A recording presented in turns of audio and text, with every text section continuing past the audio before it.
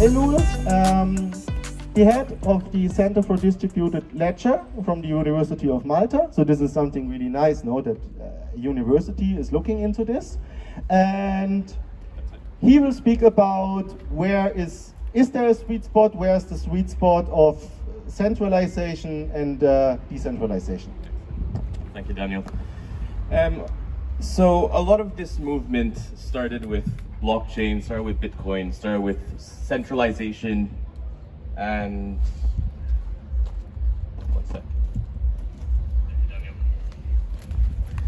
decentralization. And let's just say, what is centralization? It's the concentration of a power at a particular entity or group of individuals. Decentralization is removing that power. Now, a lot of people in the blockchain space, in the Bitcoin space, said we need to decentralize everything. This was a lot of the ethos. And they were saying this because decentralization helps to give back power to the people. So obviously that is something noble to achieve. And many people started to think that not only can we get rid of these powers, but we can bring greater democracy because we're removing the centralized power. And this is one of the problems, that decentralization does not necessarily bring democracy. Decentralization, so there's been some social science work where they show that decentralization can be used as a tool in an autocracy. And centralization can also be a useful tool when it comes to a democracy. But if we really think about where democracy came from, Aristotle, back in Greek times, he actually came up with the first decentralized ledger. He said what we should do is get all accounts and make them publicly available in wards so everyone can go and check them. Accountability, verifiability, and assurances that people aren't cheating. So this is Aristotle way back then. Now, the one problem though with, well, that wasn't a problem with their democracy. What Greece had was representative democracy. Not necessarily representative because you didn't vote in the elite. The elite were there. Now, we would love to have what we call direct democracy, where each individual has a choice on what they want. And if I were to ask you, do you want taxes? If I was to ask the majority of people tomorrow, how much tax should we pay? Probably tomorrow we're gonna not pay a lot of tax, great. But that's not great for the country. Now let's ignore the fact that probably a lot of our tax, and I'm not necessarily talking about Malta, but any country, a lot of our tax is probably not used in the way that it should be, and our institutions may not work. But that's beside the point, that's another point. Now, a lot of people said that we can achieve direct democracy because we have the internet. Suddenly, everyone overnight can press this button and vote for if they want tax or not, if they want garbage bins or lampposts. But the problem with the internet is centralized ownership of service provision. Whoever controls the server controls the process, controls the data. Now, we could not achieve decentralization until now that we have blockchain. We can really achieve direct auditability, verifiability, transparency using blockchain technology. The big question remains is that something we actually want? Now, if we were, again, to come back to the question of, is decentralization always a good thing? Think about credentials. So a university, you go to a particular university, or if you have a grudge against universities, any institution where you can get a certificate from. If you're an employer, who would you trust for a certificate of doing some training? A random group of people? Or an institution that you know, I know this person went through hell to get that, I know it's a good university, I will trust it. If you're an employer, I think you would probably trust these known institutions that we're typically trusting. Even though you might be on the forefront of challenging that, I highly doubt you will take a risk in employing someone without knowing who this institution is. And this is the mindset that we need to change if we really want to get to this place where we're trusting decentralized entities to come up with these solutions. Now, we often say decentralize everything, but do we want to go there? How many people here think that we should move towards complete decentralization? Anyone? Complete decentralization. Okay. So, if we were again to talk about driving licenses, how would we manage to come up with who should have a driving license and who shouldn't? We need some authority, and we are not experts in everything. We need some authority, whether it's a collective, whether it's representative. We need people to do a good job, because we cannot do that job. If we were to all vote here on who gets a driving license, I think, well, I'm not convinced that the system will work better than it is. Again, forget the corruption, forget the institution. That's a separate problem. We need to solve that. But the solution is not decentralizing everything and making everything into a popular vote. Removing the obstacle. Why do you need a driving license? If there is artificial intelligence that is going to do that, you don't need a driving license. So the comment is, if there's artificial intelligence that can detect how good or bad a driver will be, you don't need a driving license. That is true, but the AI is only replacing another central entity. Now, whether it's a human vetting a process or whether it's AI vetting data, that is still a centralized process. So we can, and what we should, anything that we can automate, any computer system that we can automate some manual process, we should be doing that. And this is where blockchain versus other non-blockchain processes are a bit different. The blockchain is great at objective processes where there's no human input. No one can cheat. As soon as there's human input, that's where we have a problem. That's where we need decentralized oracles feeding in data into the system. And that's where we have what we call the oracle problem, where we can't trust that data anymore. And if we had more AI deciding on court cases, is that a solution? Do you think that would be more fair? So AI, a large class of AI, what it does is it looks at the past to make a prediction of the future. So if we do use AI, what we're basically saying is we trust a lot of the past decisions to come up with our future cases. Now, that might work for some instances, but there's been many instances where software has failed. And when we're talking about blockchain, when we're talking about AI, all of that is software. And any software developer who has written anything more than hello world knows that software fails. And how do we get around that problem? If it's a smart contract in blockchain, we can't. And are we sure we want to go into a world where we cannot rectify problems? So I'm not here to tell you that decentralization is bad. The only thing I'm saying is decentralizing at the extreme might be bad, and centralization at the extreme might be bad. What we should be doing is identifying which points of centralization are not working and decentralize those. Which ones are working perfectly well? Forget our idealism, leave them there for now. Let's start with those points that are not working, decentralize those, and then we can move on further and see how far we can take this. And if we even need to go that far. Personally, I think that we don't need to go that far. There's many institutions that do work with centralized entities. Now, the question of our institutions failing, that is a completely separate thing. And we can use blockchain to solve that as well. So blockchain, even if we're not decentralizing the process, we can make their internal processes transparent. And then we can hold them to account. And this is the move that I think we should move towards. Accountability of our institutions that are governing us. And that's it. Any questions?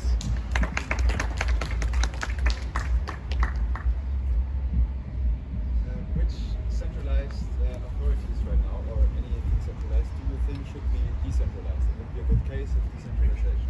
So the question is, which centralized entities do you think are good entities to decentralize? So for a while, I was the chair of a national regulator, a technology regulator. And using this type of technology, blockchain, we can create software processes that will not fail. Now, if we can create smart contracts that will not fail, they will do exactly what they're written to do without any failure ever, then we can start to create processes inside of smart contracts. We can start to create regulation inside of smart contracts, where there's no longer the regulators looking at the process, but we're looking at the code just doing its job. So the short answer is mostly all of them. If there are processes that do nothing more than take the inputs, the paper inputs, the manual inputs, wherever this data is coming from, that can all be eventually what I would say is deregulated, but it's actually regulated through code. The hard part is when you have outside inputs, subjective inputs. We don't have a solution for that in blockchain, but what we could do is come up with subjective inputs as oracles, as elite, as judges, and they could provide that subjectivity that needed. In the short term, I don't think we're going to get there. In the short term, we can help to automate some regulation. In the long term, regulation can become a slight legal wrapper around when the system inside doesn't work. Any other questions or even critique? Yep. With AI, there is a big problem with bias. AI bias, which has not been solved yet.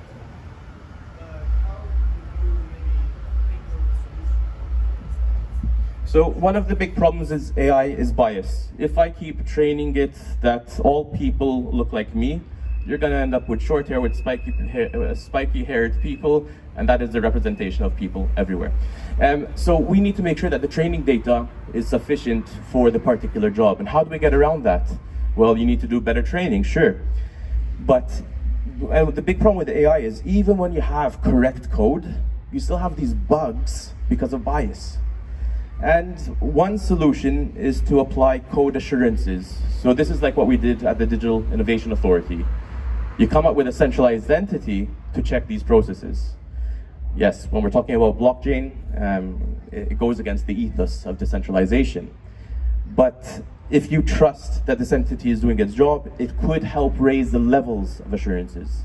But we're never going to get there. Now the thing is, with any software, if you have robust testing regimes, static verification, runtime verification, there's a lot of tools to make sure that software does its job correctly, but there's never 100% guarantee.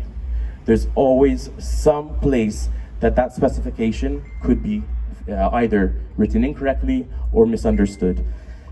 So the truth is, it's a best effort approach. And what you could do is come up with a trust network of people who start to give better ratings to this decision-making system over time. But again, even there, you're going to be subject to the bias of the network. There is no absolute answer to this. The question before was, what is the best example which centralized entity should be decentralized first? And I see it now, and behind you, you see the Knight of St. John. And this is a decentralized entity. Since 1,000 years. And for me, it's so obvious that you don't need to create something which was never be created. We should see what's working since 1,000 years and put this in code. So this is what I'm always pushing. It's so iconic that just behind you is like the headquarter of them. And I don't know what the question was, but like, yeah, for me it's obvious what we need to do because they have their own passport, they have their own money, and they are one of the most powerful entities in the world. So we could decentralize, let's say, an identity management system, and everyone ends up with their own self-sovereign identity. And that's great, but we need to keep in mind that when something goes wrong in the real world, if someone, let's say, breaks the law, one way to get assurance that you can get some recourse is you know who the individual is, you have some guarantee that you can take him to court or wherever you want to take him, even if it's you get your best buddies and knock on his door or something. But you know who the individual is. Now when we talk about decentralized IDs where you can just log onto a system and create a new ID, that causes some problems. And personally I think that like CBDCs, like Daniel mentioned, the new CBDC, the new digital euro, digital dollar that will be created, and they will definitely challenge a lot of the cryptos that are being proposed. But I think they can also provide some solutions to onboarding new users into these types of systems because there's a known identity behind it. And the problem then is how far these institutions go in enforcing their rules on us.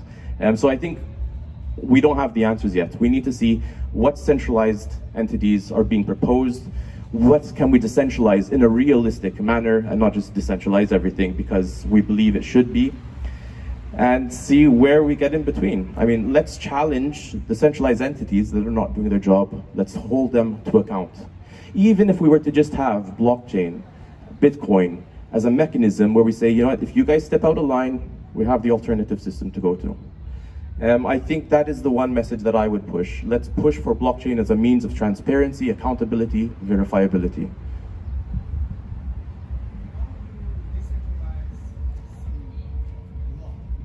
Law. Yeah. So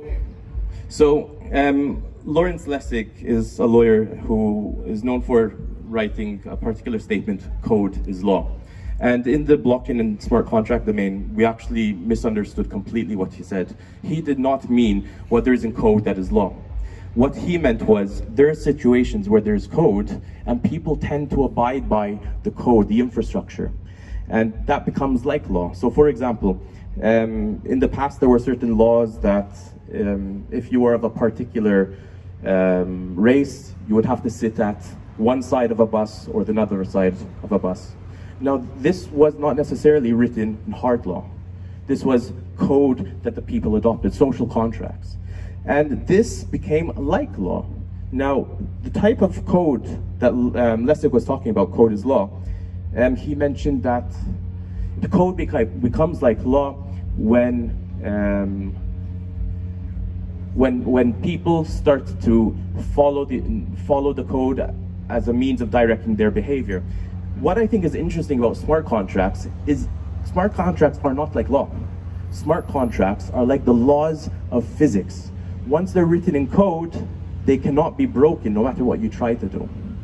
Now, how would we go about decentralizing law? There's a lot of it that we can't, because a lot of it is based on interpretation and subjectivity. Now, the parts that can are the parts that are objective. Processes, you must pay your rent within 10 days. We can automate all of that. But one good example is there's English law that states you must be dressed decently in public. And since olden times, that meant you would have to have a really long dress, and eventually now you can have up till somewhere much lower. But it changes with time. Those sorts of laws are very hard to encode in an objective manner. So I would say let's start with the hard-coded processes, the objective processes, and then around it, all we need are these light legal wrappers. That when something fails on the inside, we can have modes of recourse. Maybe I can add something here, like that's the technology.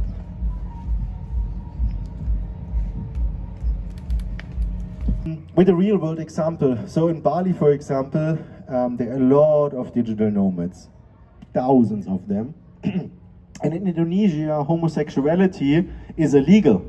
And normally they didn't care if nomads were homosexual, and if they were public about it, they didn't care.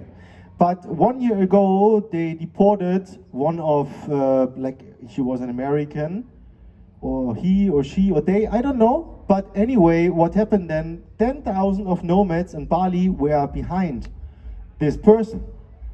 So this is also like the decentralization of power, because this person was not alone. There were 10,000 people behind her. So of course then Bali said, yeah, we will not put this person in prison. And they revoked the decision for the deportation. So that's a different viewpoint here.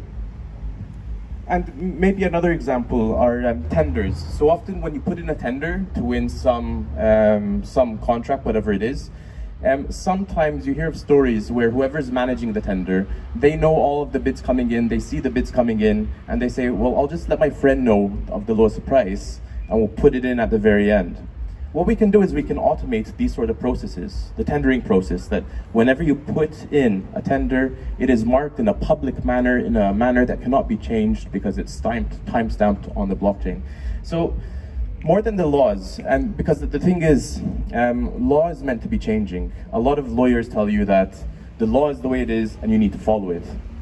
Well, other lawyers who are more scholar lawyers tell me the law is a live thing and it should change with time. And that's why we have Parliament who should be voting on laws to make sure that it's adequate for the times.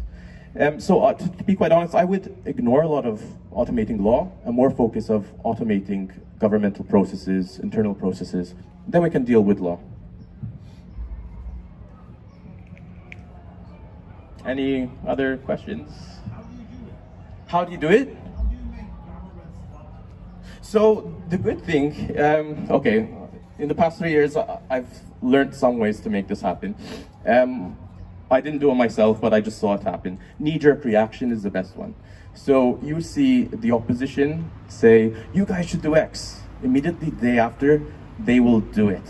So I'm not saying you should make that happen, but it makes the government do moves. And that's one way, knee-jerk reaction. Another way is make them see the benefit in it.